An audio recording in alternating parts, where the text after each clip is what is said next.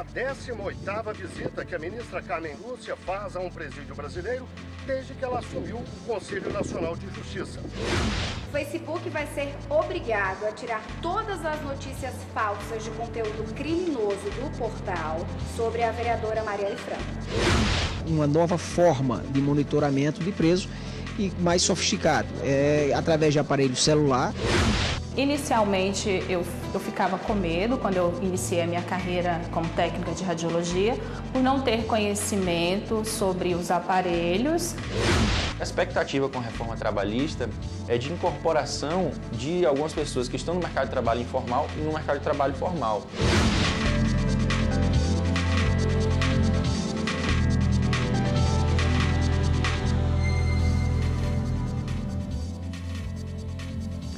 Boa tarde. A presidente do Supremo Tribunal Federal e do Conselho Nacional de Justiça, ministra Carmen Lúcia, visitou na manhã de hoje o Complexo Penitenciário Público Privado de Ribeirão das Neves, em Minas Gerais. O repórter Guilherme Menezes acompanhou com exclusividade a visita. Esta é a 18ª visita que a ministra Carmen Lúcia faz a um presídio brasileiro desde que ela assumiu o Conselho Nacional de Justiça.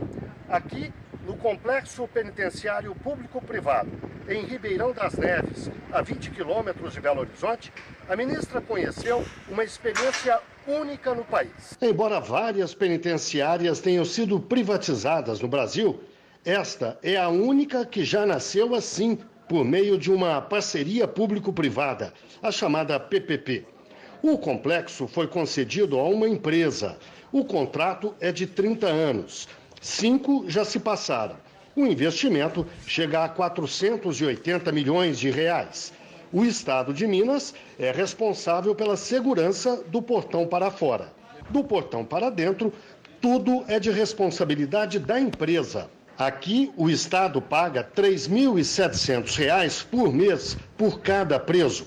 O valor é considerado o dobro do de uma penitenciária administrada pelo poder público. A vantagem estaria na qualidade, segundo os responsáveis. Atualmente, o complexo abriga 2.200 presos. 400 trabalham em várias atividades. Outros 800 estudam. A Polícia Federal prendeu nesta quinta-feira em São Paulo o advogado José Yunes, amigo e ex-assessor do presidente Michel Temer, e em Monte Alegre do Sul, interior de São Paulo, o empresário Antônio Celso Greco, dono da empresa Rodrimar, que opera no Porto de Santos. As prisões são parte da Operação Scala, deflagrada nesta quinta pela Polícia Federal em São Paulo e no Rio de Janeiro. A operação foi autorizada pelo ministro Luiz Roberto Barroso, do Supremo Tribunal Federal, relator do inquérito que investiga benefícios irregulares a empresas do setor portuário. O Facebook será obrigado a tirar do portal publicações com informações falsas de conteúdo criminoso sobre a vereadora do Rio de Janeiro, Marielle Franco, do PSOL, assassinada no último dia 14. A ação foi movida pela companheira e pela irmã da vereadora. A decisão é da 14ª Vara Cível do Tribunal de Justiça do Estado do Rio de Janeiro, que determinou em liminar que o Facebook retire do portal, num prazo de 24 horas, todas as informações falsas de conteúdo criminoso sobre a vereadora Marielle Franco. A determinação também diz que a rede social evite novas postagens nesse sentido. A vereadora Marielle Franco, do PSOL, foi assassinada, morta a tiros no centro do Rio de Janeiro, no último dia 14. O Judiciário paraibano vai contar com um sistema inovador de monitoramento de detentos. Veja só. Um novo sistema de monitoramento de presos com reconhecimento facial, de voz e detecção de digital foi apresentado ao presidente do Tribunal de Justiça da Paraíba, desembargador Joás de Brito Pereira Filho. A nova tecnologia busca garantir um maior monitoramento do apenado no regime semiaberto, oferece mais segurança e economia, além de trazer um impacto positivo à imagem da pessoa que está sendo monitorada. Como é algo que pode ser desenvolvido no próprio celular, aquela pessoa que está se colocando à disposição, reeducando, pode no próprio aparelho dele ser implantado esse sistema. Então veja que vai reduzir significativamente a questão valorativa, que é um fator importante para o Estado, e aumentar também a segurança, porque é um sistema ainda mais forte nesse sentido, com muito mais amparato tecnológico para realmente termos a disponibilidade daquela pessoa. O juiz da Vara de Execução Penal da capital, Carlos Neves da Franca Neto, responsável por implantar o projeto piloto com 3 reeducandos da VEP, comentou alguns dos muitos benefícios da segurança na iniciativa. É um projeto de um colega magistrado, de forma que também isso nos traz muita satisfação. E quando soubemos desse projeto, imediatamente nós decidimos por implementá-lo, ainda que provisoriamente acompanhando alguns reeducandos que vão utilizar esse equipamento. O presidente Joás de Brito parabenizou o juiz Bruno Azevedo pela iniciativa do projeto e reafirmou os benefícios da nova tecnologia para o sistema carcerário. Uma nova forma de monitoramento de presos e mais sofisticado, através de aparelho celular, como foi demonstrado aqui. Ainda está em fase de teste, é necessário que se aprimore cada vez mais, mas é uma coisa que vem para beneficiar. Uma pesquisa do Ministério da Educação revela: cresceu o número de estudantes indígenas nas universidades brasileiras. De 2015 para 2016, o aumento foi de mais de 50%. Há quase 10 anos, o Porã começou a sonhar com a faculdade. O curso, Engenharia Florestal. Em 2009, foi aprovado no vestibular específico para indígenas da Universidade de Brasília. Chegou a interromper o curso, mas retomou os estudos pouco tempo depois. Existe o Brasil, né? Os brasileiros e os índios, né? Às vezes nos tratam como forma diferente. Então, assim, é um reconhecimento, é um espaço que temos que acessar de fato, né? Temos que demarcar dentro da universidade esse espaço, né? Indígena, esse território indígena acadêmico. E as cotas, né? As vagas por cotas ou vagas específicas, sim, eu vejo como um reparo, sim, histórico, né? Social para o nosso povo. O Porã faz parte dos 51 estudantes indígenas matriculados em cursos de graduação na Universidade de Brasília. Na pós-graduação, que inclui mestrado e doutorado, são mais 21 alunos. Em 2004, a UNB foi uma das primeiras instituições públicas de ensino superior do país a oferecer vagas a indígenas. Somente no ano passado foram 72 em 17 cursos de graduação. Em todo o Brasil, também houve aumento expressivo no número de indígenas matriculados em instituições de ensino superior públicas ou privadas. De acordo com o Ministério da Educação, em 2016, o país tinha 49 mil índios nas universidades, enquanto no ano anterior eram pouco mais de 32 mil, um aumento de 52,5%. É o que revelou o Censo da Educação Superior, feito no ano passado. De 49 mil indígenas, né, pelo censo escolar do INEP de 2016, a gente tem aproximadamente 36 mil na rede privada, né, e 12 mil na rede pública. Então, há uma necessidade de aprimoramento das políticas de acesso e permanência. Isso, né, os próprios, né, números mostram isso. Tanto para o Porã quanto para o André, muito já foi feito sobre o acesso de indígenas aos estudos. Mas a opinião deles é a mesma quanto ao aperfeiçoamento das políticas para tornar o número de indígenas nas universidades ainda maior nos próximos anos. Nosso movimento tem pautado, né, que se faça vestibulares específicos, né, que, enfim, exclusivo para indígenas, para garantir essa presença, né, dentro do ensino superior. E ainda nesta edição do Jornal da Justiça, saiba mais sobre os adicionais de insalubridade e periculosidade. Uma das profissões que deve receber o adicional de insalubridade é a de técnico em radiologia. Isso porque, mesmo em doses baixas, a radiação pode trazer problemas à saúde. Algumas profissões não oferecem risco algum à saúde do trabalhador, mas há outras que podem colocar a vida do empregado em risco ou causar doenças. Nesses casos, o profissional tem direito a receber um valor a mais no salário. São os adicionais de insalubridade e periculosidade. Na nossa reportagem especial de hoje, vamos saber um pouco mais sobre isso. Confira. Subir quase 11 metros de altura e estar bem perto de fios de alta tensão. Mesmo depois de muito treinamento e usando todos os equipamentos de segurança, não deixa de ser uma tarefa arriscada. Esse é o trabalho de Fagner. Ele atua como eletricista há 10 anos. Sem dúvida, o maior risco é perder a vida. Sim, já fui treinado, né? A gente tem todo o procedimento, a parte de integração na empresa, né? a questão do procedimento, né, para minimizar essa questão do risco aí. O artigo 193 da CLT considera atividades perigosas regulamentadas pelo Ministério do Trabalho aquelas que impliquem risco acentuado em virtude de exposição permanente do trabalhador a inflamáveis, explosivos, energia elétrica em alta tensão, trabalho em motocicletas, trabalhos que podem envolver situações de roubos ou outras espécies de violência física nas atividades profissionais de segurança pessoal ou patrimonial.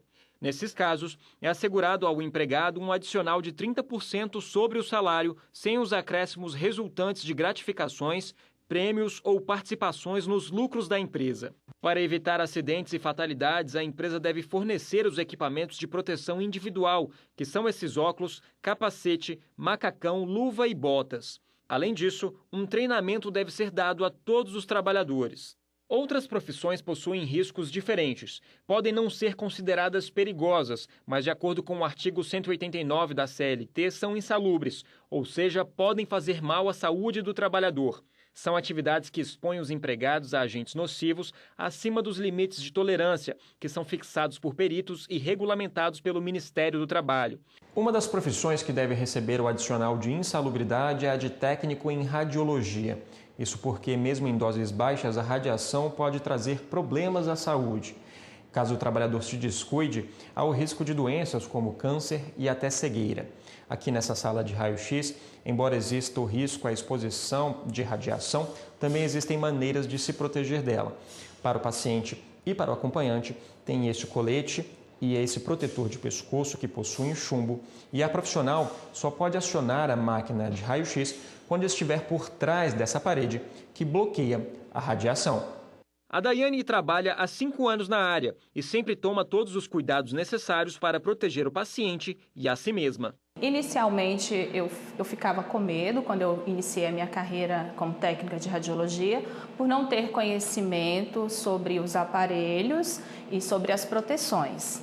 Mas depois de um certo tempo que eu estava trabalhando, eu percebi que se a gente se cuidar da forma correta, usar todas as proteções, o risco de desenvolver uma doença futuramente é muito pequeno. O fiscal do trabalho ressalta que o ideal é sempre neutralizar o risco de adoecimento do trabalhador. Apenas a compensação financeira por meio do adicional não garante a segurança do trabalhador. O nosso grande desafio é lutar para que cada vez menos pessoas recebam de fato insalubridade, não porque seja uma supressão de direitos ou uma redução de remuneração, mas que a gente consiga que o máximo de pessoas possível trabalhem em ambientes verdadeiramente saudáveis. Este professor e advogado especialista em direito do trabalho explica que para comprovar a eliminação do risco é necessária a realização de perícia.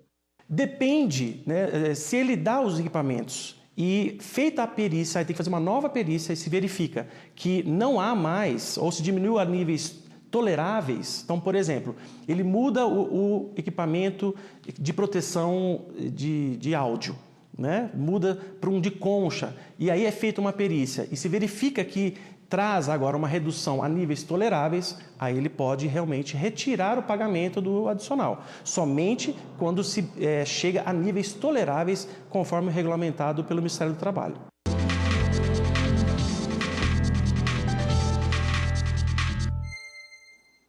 Para falar mais sobre o assunto, nós conversamos agora com a advogada Alessandra Camarano. Muito obrigado pela sua presença nos nossos estúdios aqui da TV Justiça. Eu que agradeço a oportunidade. Eu gostaria de começar perguntando a respeito do percentual que é estabelecido nesses casos. É claro que cada caso é um caso, mas existe uma regra geral para o estabelecimento desse percentual de insalubridade ou periculosidade? A periculosidade, o percentual é de 30% sobre o salário do empregado, independente da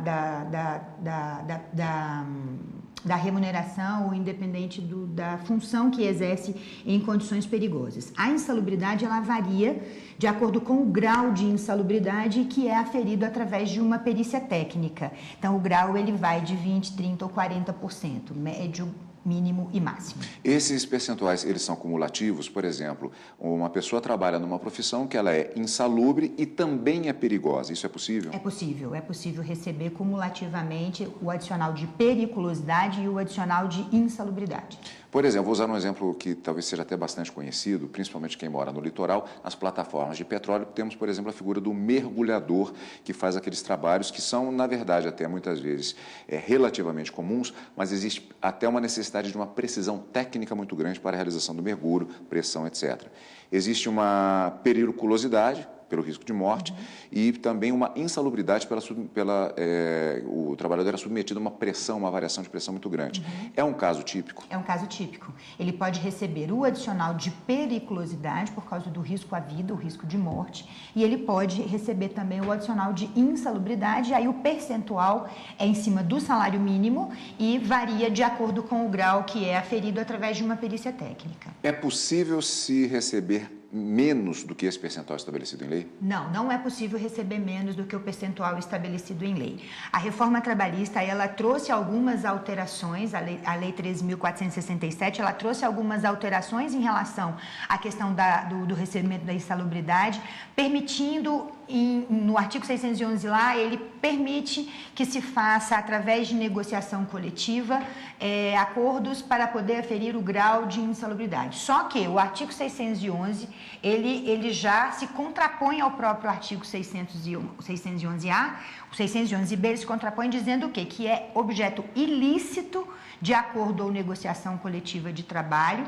quando se coloca, se suprime ou se diminui questões relativas à insalubridade. Então, eu não posso negociar normas de saúde e segurança do trabalho, precisa se observar o que está nas normas regulamentadoras. Por falar em nova lei trabalhista, que entrou em vigor em novembro do ano passado, houve mudanças também, particularmente no que se refere a gestante e também a lactante em ambiente insalubre. Que mudança foi essa?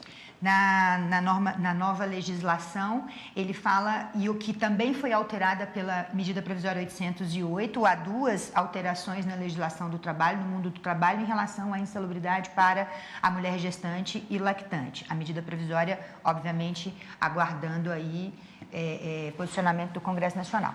Então, o que acontece? A atividade insalubre em grau máximo, a mulher lactante e gestante, ela não pode estar trabalhando quando é detectada essa insalubridade neste ambiente.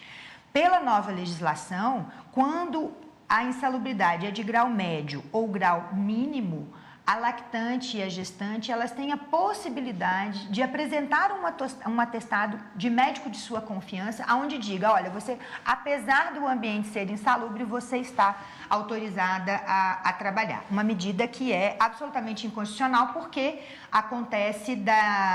trata-se de norma de saúde e segurança no trabalho, que não pode ser negociada e que não pode ser de voluntarismo por parte do empregado nesse desequilíbrio das relações entre patrões e empregados. A exposição àquilo que se chama de agente nocivo, no caso da insalubridade, é necessário que seja no tempo integral da jornada de trabalho ou só em períodos, por exemplo, intermitentes? Não, a súmula já do TST, onde diz que mesmo não é um fator preponderante recebimento ou não do adicional de insalubridade trabalhar em jornada integral. Então, quando há intermitência nessa jornada de trabalho, pode também estar recebendo o adicional de insalubridade. E no caso do trabalhador em férias, como é que fica essa questão desse adicional? Também a súmula do TST, onde diz que a insalubridade, enquanto ela está sendo recebida pelo trabalhador, ela integra a remuneração, então, para todos os efeitos, inclusive para recebimento de férias, 13º, horas extras, enquanto estiver dentro do período e do trabalho insalubre. Rapidamente, que o nosso tempo está acabando, existe a possibilidade de aposentadoria especial em relação à insalubridade e à periculosidade? Existe. A 8.213, ela traz a possibilidade da aposentadoria especial, redução do tempo, para pessoas que trabalhem em atividades insalubres ou periculosas. Doutora, muito obrigado pela sua participação dessa rápida entrevista sobre um assunto que é bastante vasto, mas muito obrigado pelo esclarecimento. Muito obrigada a você. E ainda nesta edição do Jornal da Justiça, a situação do mercado de trabalho brasileiro. A expectativa com a reforma trabalhista é de incorporação de algumas pessoas que estão no mercado de trabalho informal e no mercado de trabalho formal.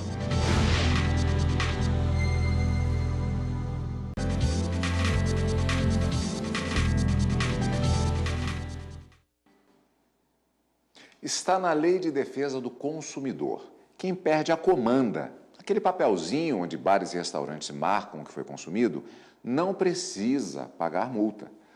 A cobrança é ilegal e, caso seja feita, o cliente pode entrar na justiça pedindo indenização. É só dar a hora do almoço para todo mundo ficar preocupado com este papelzinho aqui. Cada um guarda a comanda do jeito mais seguro que encontra. Eu acho que é importante a pessoa ter o conhecimento do que vai pagar, como vai pagar. Então tem que ter sempre a comanda, porque vai que eu venho em grupo, como que eu vou na hora de dividir? Então eu estou sempre atenta como é a comanda, fica sempre comigo. Guardo no bolso, peço para alguém guardar na bolsa, onde der para guardar. Se perder, como é que você ia tentar resolver esse problema? Eu ia tentar ver com o bar se eles têm o controle do que eu consumi para pagar só o que eu consumi, né? Quando a comanda é pequena, guarda na carteira. Quando é grande, nesse caso de restaurante, fica na mesa. Mas como eu não passei por essa situação, não tem uma avaliação mesmo de quem viveu, né? Em caso de perda ou extravio da comanda, muitos estabelecimentos cobram uma multa, como forma de ressarcir possíveis gastos do cliente. Acontece que essa é uma prática ilegal, considerada abusiva pelo Código de Defesa do Consumidor. Geralmente o aviso está lá em letras miúdas. O que muita gente não sabe é que o consumidor não é responsável pelos riscos que o dono do restaurante tem ao adotar este tipo de negócio. O CDC é claro ao dizer que o empresário não pode exigir vantagem excessiva e desproporcional na relação de consumo. Ao ser submetido a uma cobrança como esta, o cliente pode denunciar o caso ao PROCON. Para isso, basta exigir a nota fiscal com o pagamento da multa. Ele pode pedir ainda a devolução do valor em dobro, se quiser. Se for possível fazer uma gravação do que está acontecendo, se for possível declarar o que consumiu por escrito e obter um recibo do que está sendo cobrado, se eles estão cobrando realmente só o que você disse ou se eles estão cobrando uma multa, para que você depois tenha meios de entrar judicialmente ou buscar o PROCON contra essa empresa para reaver o que pagou indevidamente. Quem aprendeu a lição agora já vai saber como lidar com a perda de uma comanda. Conheço meus direitos, sei que eu não sou obrigado a pagar a multa, que é responsabilidade do bar manter o controle da mesa e não pagaria a multa. O mercado de trabalho no Brasil começa a se recuperar. Em 2017, foram criadas perto de 2 milhões de vagas, mas ainda tem muita gente na informalidade. É o caso da nutricionista Ina, que há 2 anos, desde que ficou desempregada, trabalha vendendo bolo e mingau em praças e feiras. Eu fiquei um tempo assim em casa pensando se realmente eu ia querer voltar a trabalhar logo ou também trabalhar para mim mesma, porque eu já tinha esse lado meu de gostar de preparar uma alimentação mais saudável para vender e me veio essa ideia de vender mesmo meus produtos, né?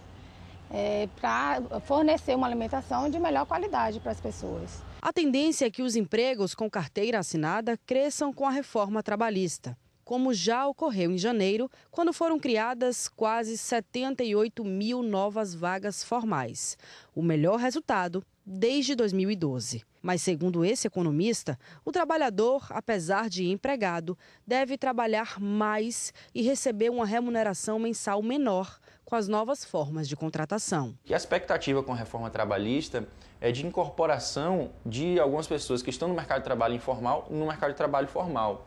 Porque quando o empresariado tem essa possibilidade de contratar por trabalho intermitente, pagando somente uma diária, para ele é vantajoso incorporar no mercado de trabalho formal. No entanto, o rendimento médio do trabalhador, que já vem caindo, na série longa, os trabalhadores admitidos estão sendo contratados com rendimento médio menor do que os desligados, esse cenário deve ser intensificado. Então, a expectativa é realmente de que a renda do trabalhador não tenha grandes ganhos em decorrência da reforma trabalhista. O Brasil fechou o ano de 2017 com mais de 13 milhões de desempregados. E os dados dessa última crise mostram que cresceu o número de pessoas vendendo comida nas ruas. O comércio de ambulantes nesse setor de alimentação foi o responsável pelo aumento de 11% na taxa do trabalho informal esse ano. Em 2012, haviam 98 mil pessoas trabalhando com alimentação, né? Em 2015, que é o início da crise econômica e política no Brasil, esse número cresce um pouquinho, vai para 100 mil, Mas em 2016, ele mais que dobra o contingente de pessoas trabalhando com alimentação de forma informalmente na rua, né? Foi para 253,8 mil pessoas na rua trabalhando. E em 2017, a gente vai ter um cenário de mais de 500 mil de pessoas trabalhando na rua. E o que esperar para 2018?